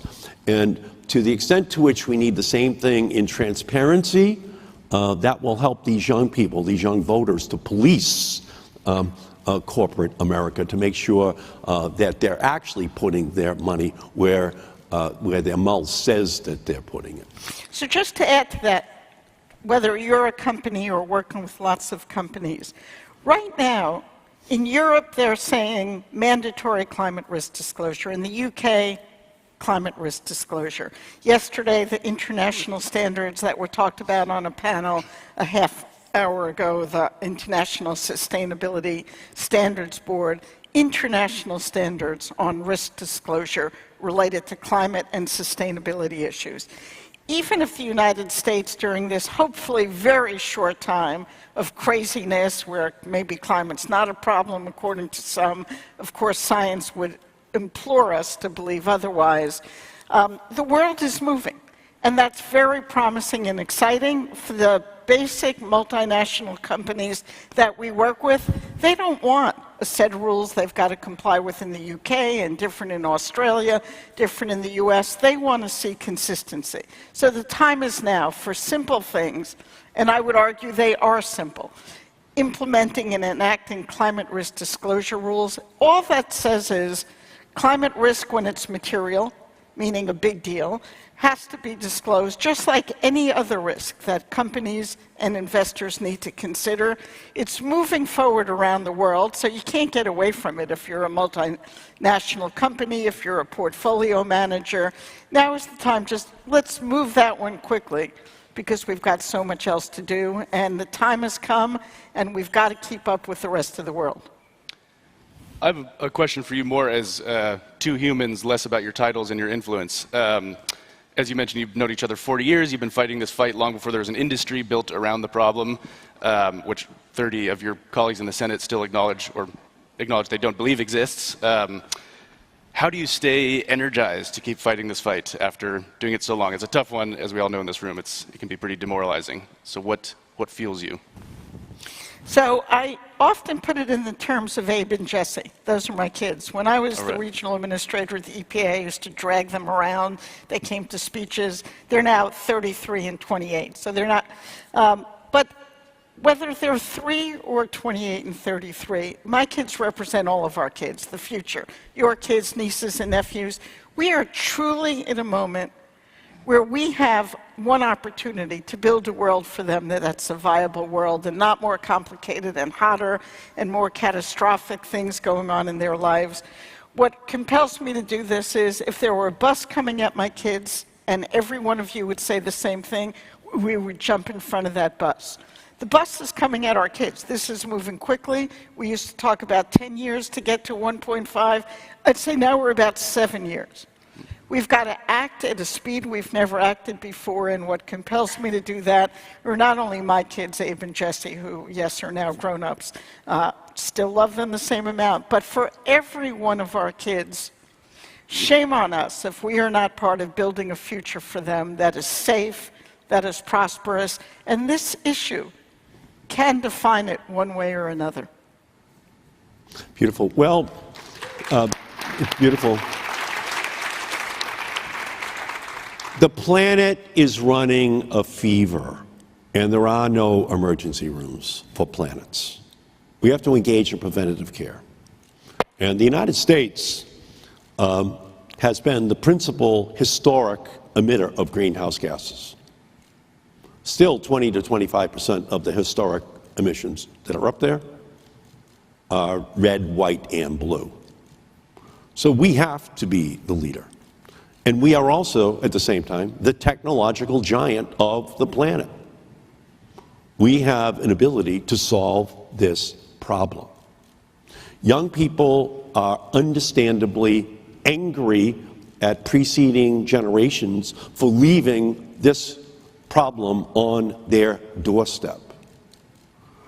When I introduced the Green New Deal with Alexandria Ocasio-Cortez to create the movement, when we passed the IRA on the floor of the House and Senate last year, that was just the beginning of the acknowledgement of our responsibility as Americans to say to all of the countries of the world, but especially those that are going to feel the worst, most catastrophic effects of it, and they're largely the countries that have not industrialized yet. They're just economic sacrifice zones for the United States and Europe after our historic emissions. We have a moral responsibility to do something about it. And when we introduced the Green New Deal, when that bill passed last year, if you look at Fox News, they said, look at that socialism. Look at what those Democrats are doing to provide socialistic help to those industries. Well, what do you call 100 years of tax breaks for the oil, gas, and coal industry? What do you call regulatory protection for the oil and gas and coal industry for 100 years? And what young people are saying is, give us some of that socialism for one generation, and we'll transform our energy system in our country, and we'll provide the leadership for our world so that we can pass it on to future generations. That's what this conference should be all about. You should feel very emboldened that this sustainable future is now irreversible, not just because of the financial gain, but because of the moral necessity to do so. I think I can say confidently we feel emboldened, and we very much appreciate you coming, share some time with us. We are unfortunately out of time, but thank you so much, Senator Markey. Thank you, Mindy, for coming. Thank you all. Seriously appreciate it. Thank you, sir. Thank you all.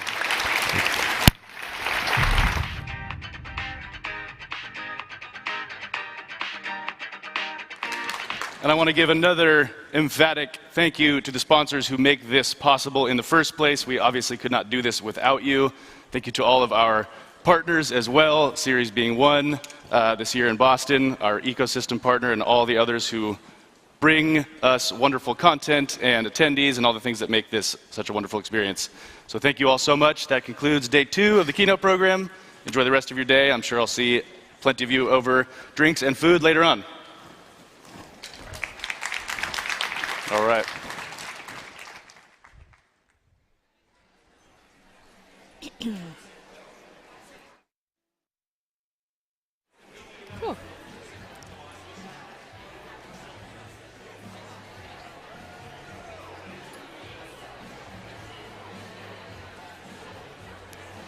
Welcome back to Sidebar. We just concluded the second and final day of keynotes here at GreenFin 23, which I thought were fantastic again.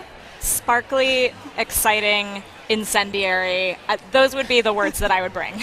So I noticed a couple of themes that went through at it. One of the things that stood out is this idea of the moral imperative and what we should be doing in finance versus just looking at things through the investor lens narrowly.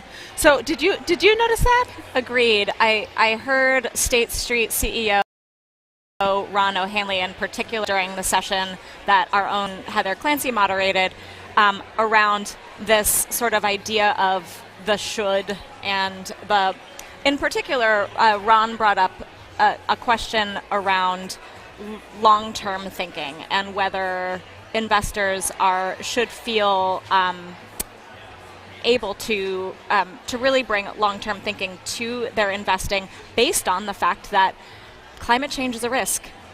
Outdated industries are a risk.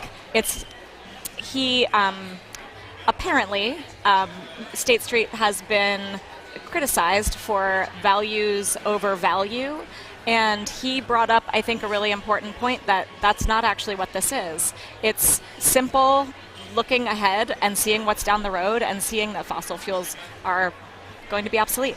Yeah, and that Lynn Forrester Rothschild in the same session was talking about the purpose of corporations, which I think was sort of like a radical lens to be looking in that through, where it's like, and I think the way that she put it is that the purpose isn't they're solving problems for people and planet, and if corporations are creating new problems, then they're not really meeting their purpose.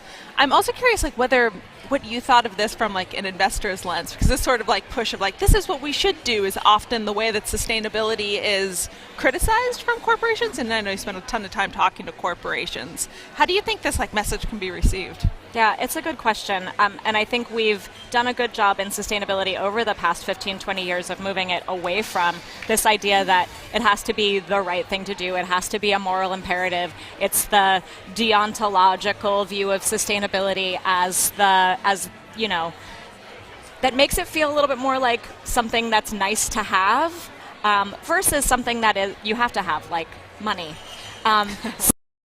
So I love that we're really not talking about it that way anymore. And I think a gathering like this is one way that we bring it home to a place where people who don't think deontologically about sustainability can understand it. And we didn't even get into everything with Senator Ed Markey and the political angle of this, but we are going to go to a quick ad break and then come back with a couple of exclusive interviews. MSCI is there at every step on your climate journey to help you define objectives, measure progress, monitor your alignment.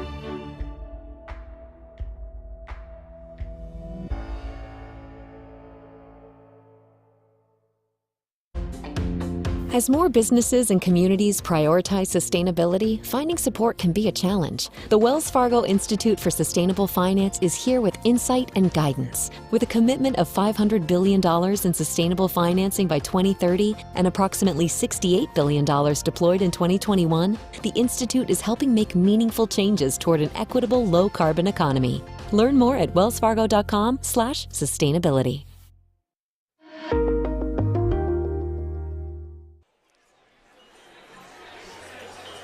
And we are back with Kim Baker, who is the Senior Director of Innovation at Elemental Accelerator.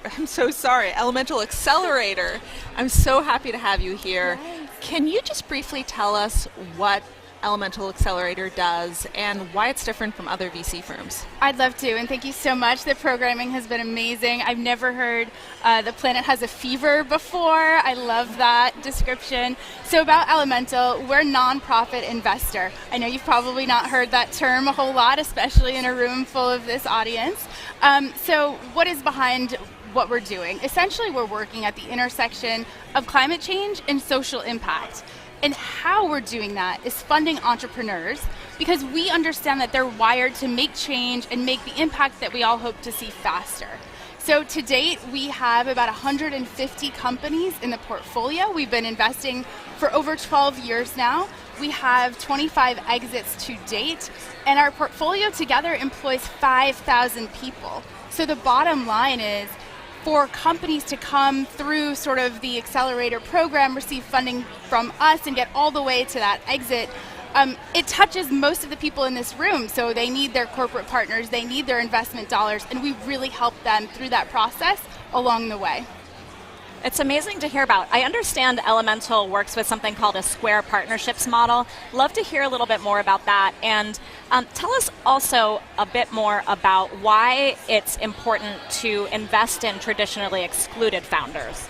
Yeah, and so I'll maybe sort of zoom out for a minute and say that we invest broadly across all things climate. The En-ROADS descriptor was a great sort of platform, anything related to climate, water, energy, mobility, food, agriculture. We know that all of these problems are systemic and they're interlinked. And so one of the ways that we work is through something that we call a demonstration project or a scale-up project. What we're doing through the work and through our funding dollars is filling a scale-up gap. So filling a commercialization gap that these companies need to go from a technology solution to a sustainable business that can then work with corporate partners or work with, large-scale global deployments. What we want to do is deploy those projects in frontline communities. And the way that we think about that is a frontline community is a community that experiences the impact of climate change first and foremost, albeit they don't always sort of deliver the most, the most of the contamination. They just happen to be there at the front line. So it's twofold. We think about it as equity in and equity out. Equity into a company is a thing, something like the leadership team. And so we look to invest in traditionally excluded leaders.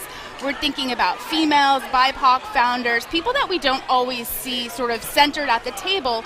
Those individuals often come with the greatest context, the greatest understanding, the greatest knowledge and passion for solving those super hyper local problems that then can scale at a global level. So the Square partnership is like a very oversimplified descriptor of exactly that. We know that the problem of climate change is a really big mountain to climb, and we hope to break it down into sort of digestible, bite-sized pieces.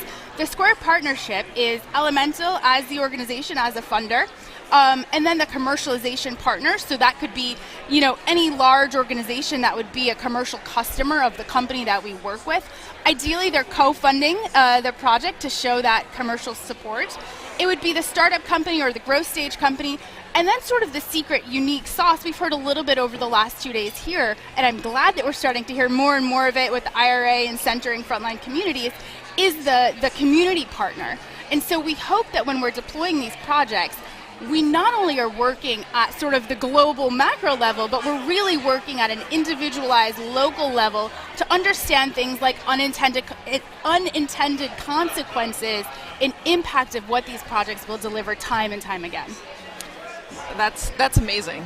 We only have about 30 seconds left, and I'd love to hear a little bit more about what type of wraparound services you have for your portfolio companies. Yeah, so that's the beauty of it. As a nonprofit investor, we don't have LPs. We're not looking to sort of take a return and extract the dollars. We put them back into the system that we've built. So we meet the portfolio where it's at. As the portfolio grows, we grow our services. Some of the newest services that we provide are a policy lab. We've heard a lot from policy leaders across the country here today.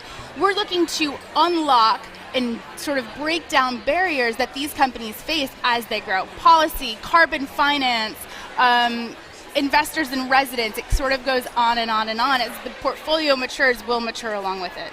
We've been talking with Kim Baker, Senior Director of Innovations at Elemental Accelerator.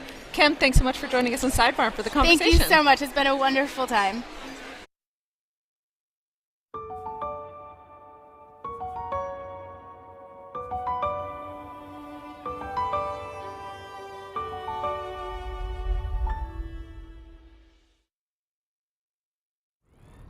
If you are thinking about establishing a sustainability agenda, the first stage is to set up your carbon accounting practice. This is why we started with Persephone as step one.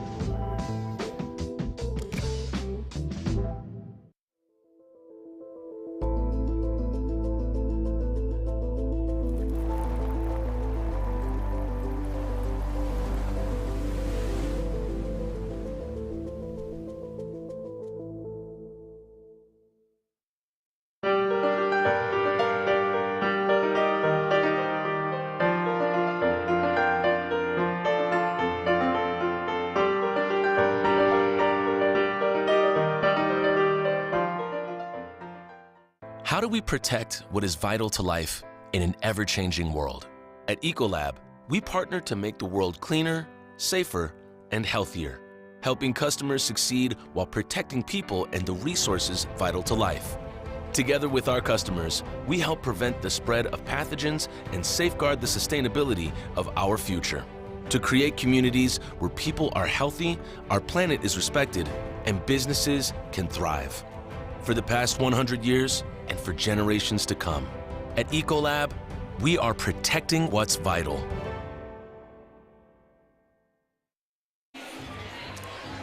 Welcome back to Sidebar. We're here with Lenwood Long, Sr., President and CEO of the African EOs. Delighted to have you, Lenwood. For those who are not perhaps up to speed, can you explain, first of all, what a community development financial institution is? Good. Great question. First, let me say how glad I am to be here. But when you think about financial institutions, our community development financial institutions, they are really mission-based nonprofits that are engaged in providing a variety of financial products and services, primarily to low-income communities.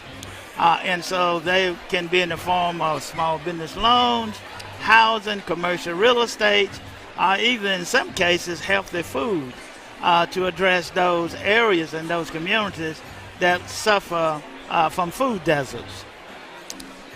That's a huge mission. Excited to hear it. It's an exciting mission. Yeah, I'm curious, why is it so important to have an alliance for Black CEOs that are in the CDFI community? Yeah, well, a couple of things. We felt that the issue around economics, balance sheets, and equities, that we felt that the African American Alliance of CDFI CEOs, representing 75 Black-led CDFIs across this nation in every state, we felt that part of this work was not only building capacity, but also addressing the racial wealth gap. And so part of our work is around to ensure that the systemic issues impacting Black-led CDFIs, that we could address it head on. Just out of curiosity, you stated the number of Black-led CDFIs. How many are there in the nation? What proportion is that? The last I checked was over 1,300 CDFIs across this nation. That's a lot of CDFIs. Yeah, wow. But doing great work across the United States and Puerto Rico. I'm curious if you could tell us some stories about your work and what you're most excited to share with the GreenFin audience. Well, I think most excited for this audience would be not only the work that we do in housing, but more importantly, the work that we've done with the Community Builders of Color Coalition.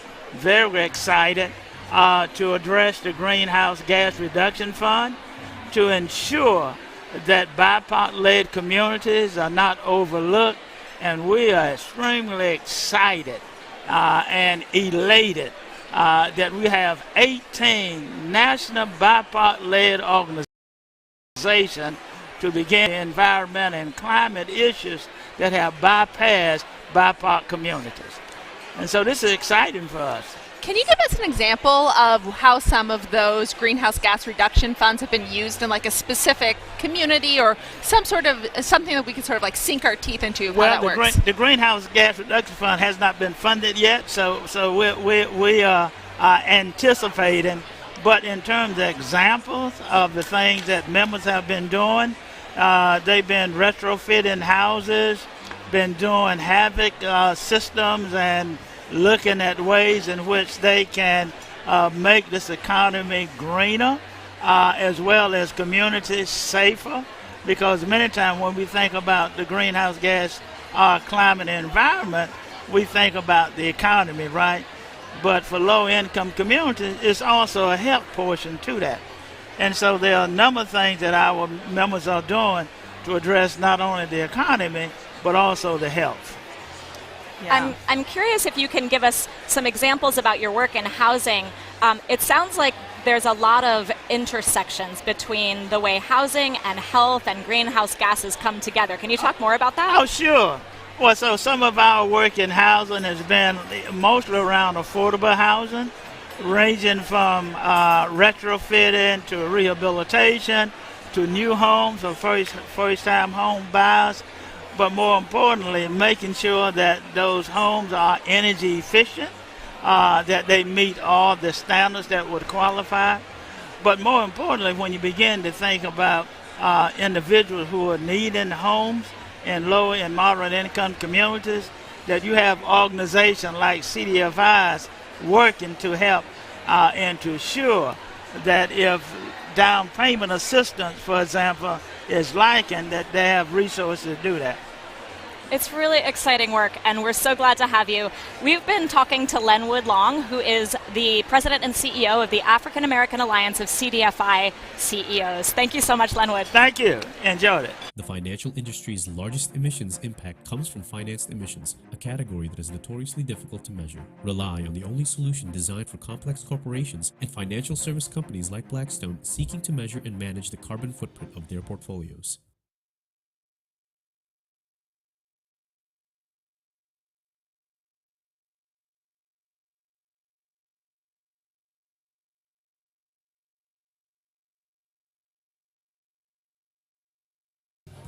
We challenge the investment status quo by challenging each other. Welcome to the power of independent thinking at scale. Welcome to Wellington. Wellington Management. Invest in unique perspectives. MSCI is there at every step on your climate journey to help you define objectives, measure progress, monitor, and report your alignment.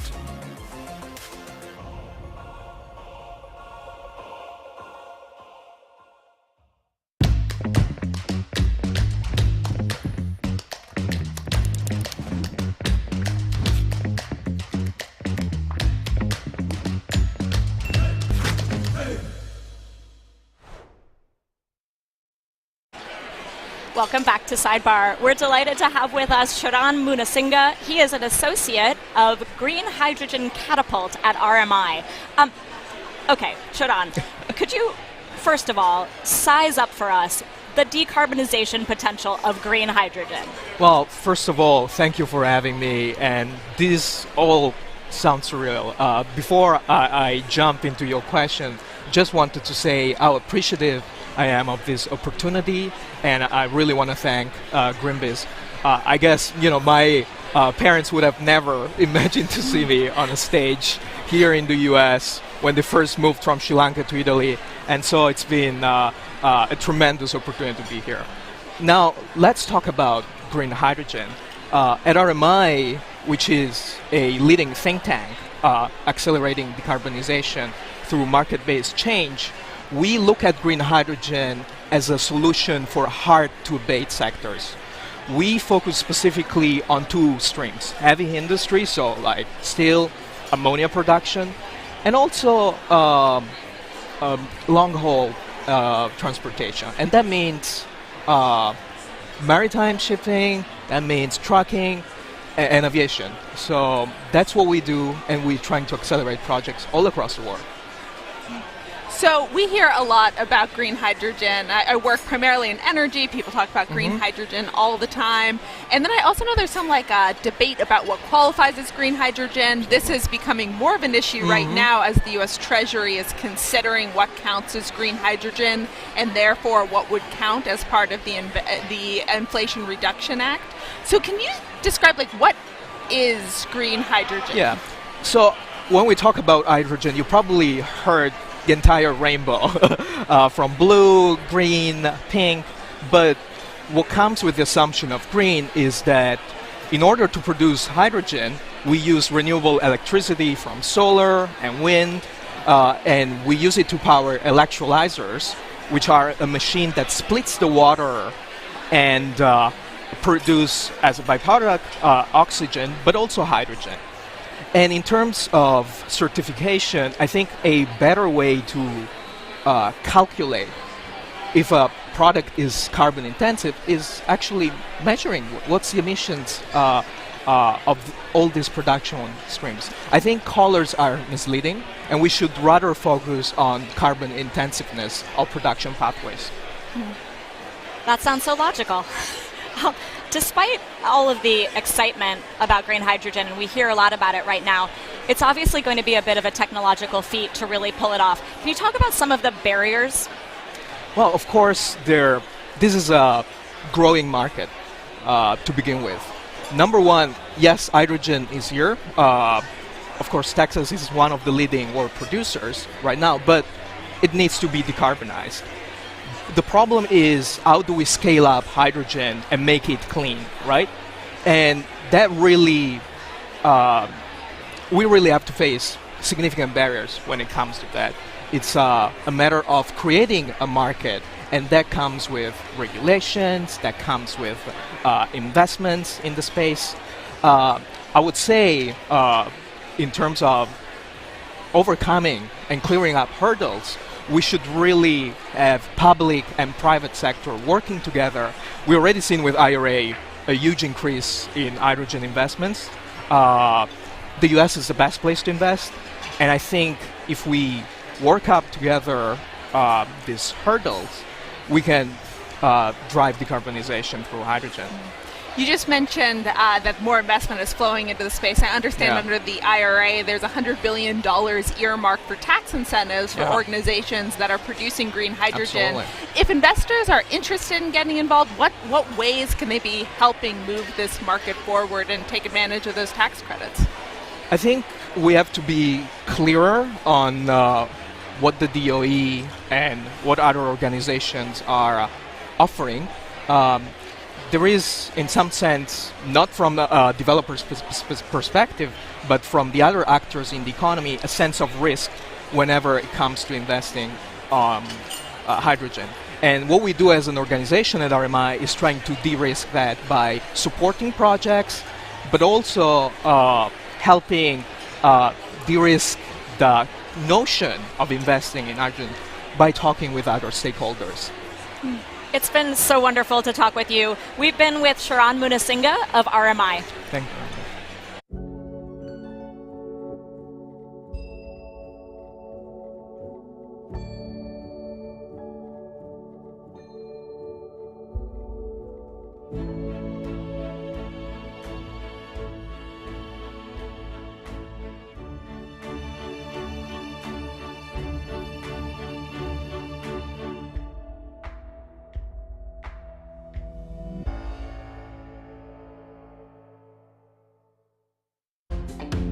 As more businesses and communities prioritize sustainability, finding support can be a challenge. The Wells Fargo Institute for Sustainable Finance is here with insight and guidance. With a commitment of $500 billion in sustainable financing by 2030 and approximately $68 billion deployed in 2021, the Institute is helping make meaningful changes toward an equitable, low-carbon economy.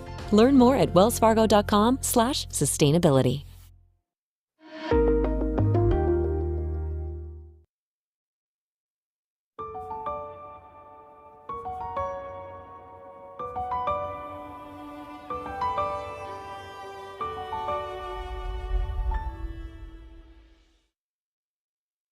The financial industry's largest emissions impact comes from financed emissions, a category that is notoriously difficult to measure. Rely on the only solution designed for complex corporations and financial service companies like Blackstone seeking to measure and manage the carbon footprint of their portfolios. Hello, we're excited to be here with Ricardo Martinez. He is a risk and financial advisory principal at Deloitte. Ricardo, welcome. Thank you very much. Can you first tell us a little bit about what you do at Deloitte? Fantastic. Yeah, I help clients, in my case financial institutions, navigate through the ESG transformation journey. The ESG transformation journey includes strategy, risk, compliance, data reporting, everything that they need to do to serve their clients, disclose and tell the narrative of what they do for ESG. Sounds incredibly necessary.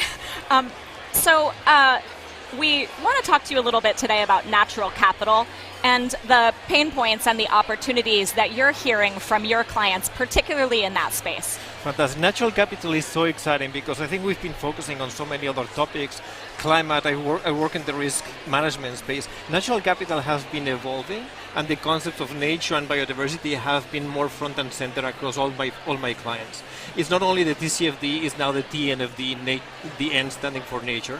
So my clients are pivoting away from not only looking at climate, but also looking at nature as a possibility to invest, to look into what capabilities they need to incent their clients, to then invest and create better opportunities for themselves and for their own clients, all by managing the risk and being compliant and disclosing their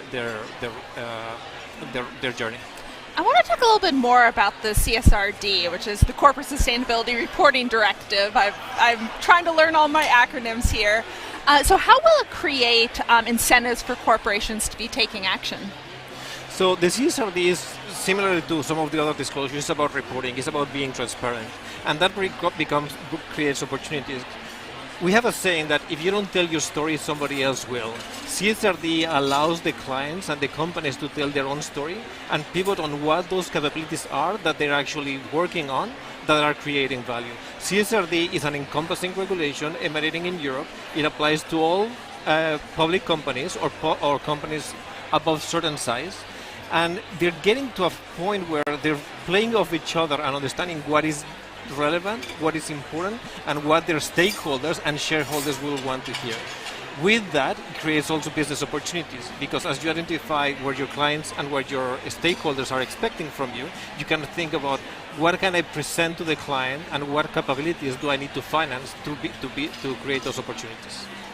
Yeah. Can you give us an example of like the types of stories companies are telling right now when it comes around to this natural capital?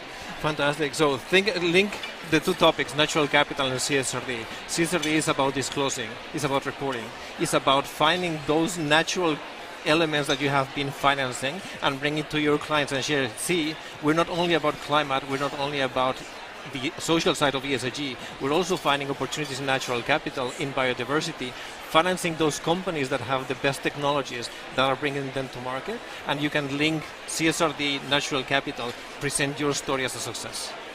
I'm curious if your clients are seeing natural capital, biodiversity work, nature work as less controversial than talking about some of these ESG models and ESG frameworks that might be hitting headwinds.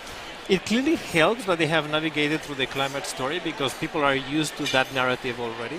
So pivoting to natural capital forces firms to think more about the why, and that has a journey that has already been done in the climate space. I spent my last 5 years thinking about the why firms need to do this. Now we're pivoting into the what.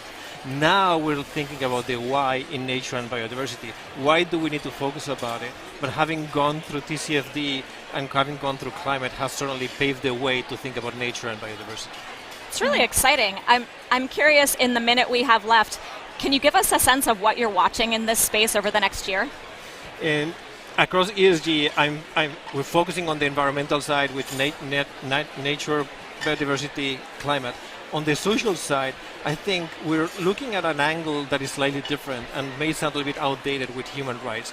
Human rights permeates everything we do on the social side. If you have different shareholders, for example, your clients, your communities, everything can be linked back to human rights. And we have the Declaration of Human Rights that emanated from many, many decades ago. If you anchor your social capabilities to human rights, that's a great angle to think about it that is good for your clients, for your shareholders, and for your communities. It's really exciting work, and we appreciate you spending the time to talk with us about it today. Ricardo Martinez, who is Risk and Financial Advisory Principal at Deloitte.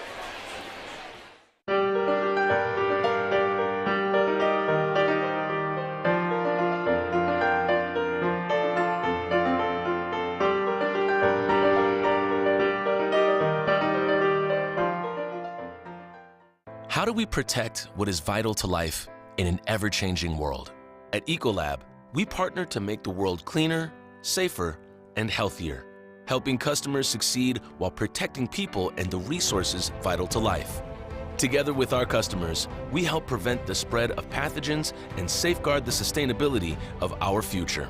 To create communities where people are healthy, our planet is respected, and businesses can thrive. For the past 100 years and for generations to come, at Ecolab, we are protecting what's vital. The future belongs to the bold. Bold leaders, making business more sustainable and resilient now to create long-term value and deliver a competitive edge. Now is the time for bold solutions. Take action with KPMG.